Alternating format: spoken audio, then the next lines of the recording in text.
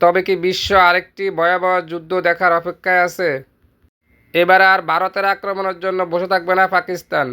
পাকিস্তান আগে হামলা চালাবে ভারতে। এমনই এক হুমকি দিলেন পাকিস্তানের প্রতিরক্ষা মন্ত্রী খাজা আসিফ। তিনি ভারতকে সতর্ক করে বলেন, ভারত যদি সিন্ধু নদীর পানি বন্ধ করে তাহলে পাকিস্তান সামরিক হামলা চালাবে ভারতে।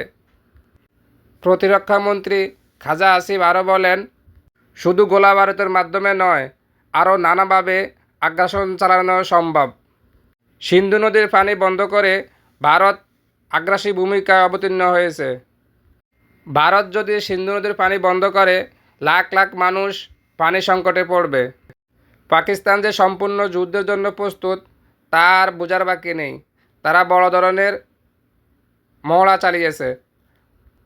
পাকিস্তানের কয়েকটি যুদ্ধবিমান সীমান্তের কাছাকাছি এসে তারা মহড়া চালায়। পাকিস্তান বলেছে, ভারতের আগ্রাসন কঠোরভাবে জবাব দেবে পাকিস্তান।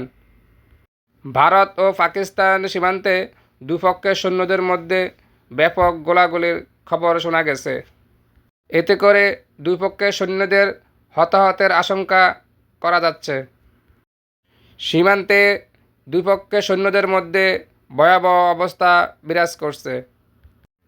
এতে করে দুপক্ষের মধ্যে ভয়াবহ সংঘাত ঘটতে পারে। পাকিস্তান বলেছে, ভারত যদি পাকিস্তানে হামলা করে, পাকিস্তানও তার কড়া জবাব দেওয়ার জন্য প্রস্তুত আছে।